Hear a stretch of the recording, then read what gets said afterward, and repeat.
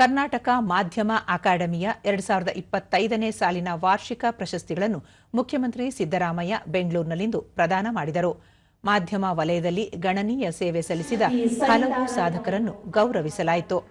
ಈ ವೇಳೆ ಶಾಸಕ ರಿಜ್ವಾನ್ ಅರ್ಷದ್, ಹಿರಿಯ ಸಾಹಿತಿ ಹಂಪ ನಾಗರಾಜಯ್ಯ, ಮಾಧ್ಯಮ ಅಕಾಡೆಮಿ ಅಧ್ಯಕ್ಷರಾದ ಆಯೇಷಾ ಖಾನಂ, ಮುಖ್ಯಮಂತ್ರಿಗಳ ಮಾಧ್ಯಮ ಸಲಹೆಗಾರ ಕೆವಿ ಪ್ರಭಾಕರ್, ವಾರ್ತಾ ಇಲಾಖೆಯ ಆಯುಕ್ತ ಹೇಮಂತ್ ನಿಂಬಾಳ್ಕರ್ ಮತ್ತಿತರರು ಉಪಸ್ಥಿತರಿದ್ದರು.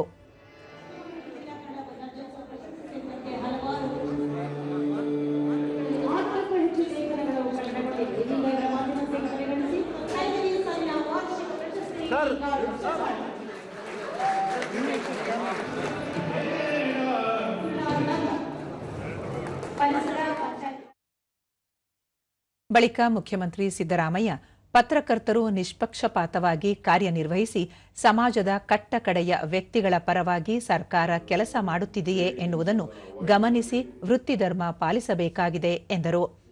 ಇತ್ತೀಚಿನ ದಿನಗಳಲ್ಲಿ ಊಹಾ ಪತ್ರಿಕೋದ್ಯಮ ಹೆಚ್ಚಾಗುತ್ತಿದೆ.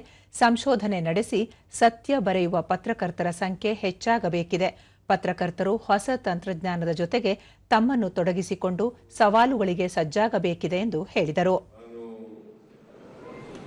ಯಾವುದೇ ಒಂದು ಗುಂಪಿನ ಅಥವಾ ಒಂದು ಐಡಿಯಾಲಜಿಗೆ ಮಾರುವತಕ್ಕಂಥ ಕೆಲಸವನ್ನ ಮಾಡಬಾರದು ಅಂತಕ್ಕಂಥದ್ದು ನನ್ನ ಭಾವನೆ. ವಸ್ತುಸ್ಥಿತಿ ಏನಿದೆ, ವಾಸ್ತವಾಂಶ ಏನಿದೆ, ಅದನ್ನು ಜನರ ಮುಂದೆ ಇಡ್ತಕ್ಕಂಥದ್ದು ಅತ್ಯಂತ ಅವಶ್ಯ. ಆಗ ಮಾತ್ರ ಜನ ಬದಲಾವಣೆ ಆಗಲಿಕ್ಕೆ ಸಾಧ್ಯ ಆಗ್ತದೆ ಅಂತಕ್ಕಂಥ ಮಾತುಗಳು. ಅದರಿಂದ ನಾವು ಸರ್ಕಾರನ ನೀವು ಟೀಕೆ ಮಾಡೋದಕ್ಕೆ ನಮ್ದೇನು ತಕರಾರಿಲ್ಲ. ಆದರೆ ಸತ್ಯ ಹೇಳ್ತಕ್ಕಂಥ ಕೆಲಸವನ್ನ ಮಾಡ್ತಕ್ಕಂಥದ್ದು ಅತ್ಯಂತ ಅವಶ್ಯ.